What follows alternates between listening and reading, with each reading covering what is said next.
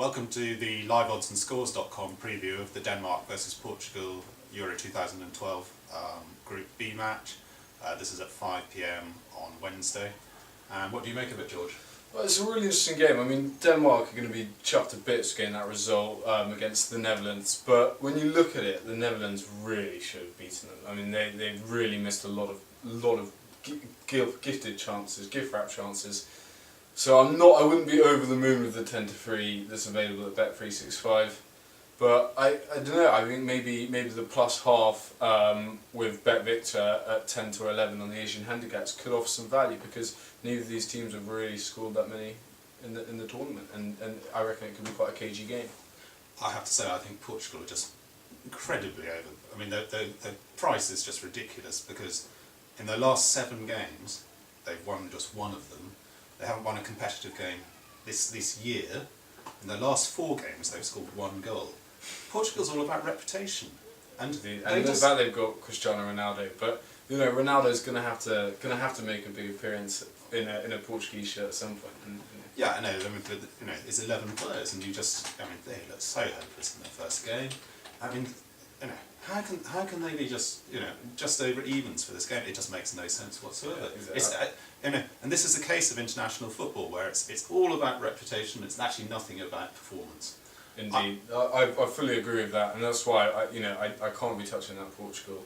But I think the Asian handicap plus half on Denmark's not a bad price. Yeah, I would rather, I guess, play Denmark with a 3/4 goal. I think there's going to be a low scorer, so if you can get Denmark with a 3/4 goal start, and you have to take, I think it's about 1.68 on the Asian handicaps at the moment.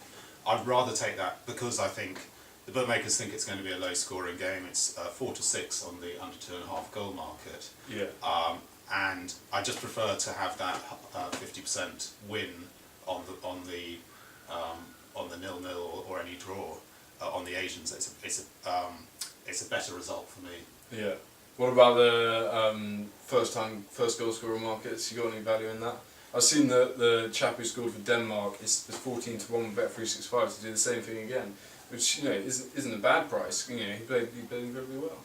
Yeah. Well, I actually have very little view on first goal scorer markets. As you know, it's not my favourite thing to bet on. So I think I like to get a juicy price in somewhere. I know you do. Yes, yeah, somebody has to. Anyway, so I think my view is that I'm going to take the slightly shorter odds, but take Denmark with a 3/4 goal start. What are those odds? 1.68. So yeah.